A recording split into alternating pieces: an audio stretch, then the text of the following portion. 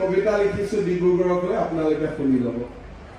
আকাশৰ তলত য'ত সপোনবোৰ সাৰ পায়, ডিব্ৰুগড় য'ত কাহিনী জীয়াই থকাৰ গুণগান গায়, সেউজীয়া চাদৰেৰে মেৰপাক লৈ পৃথিৱী আৰু আকাশৰ মিলন সাঙুৰি ধৰে। ব্ৰহ্মপুত্ৰ ইয়াতে গভীৰ আৰু বিস্তৃত, কটক কাহিনী শুনাই সম্প্ৰীত।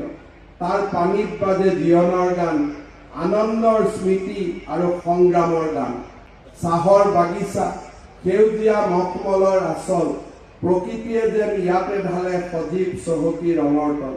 প্ৰতি পাতত আছে পৰিশ্ৰমৰ কাহিনী, হাতত স্পৰ্শত সৃষ্টি হয় সৌন্দৰ্যৰ মণি।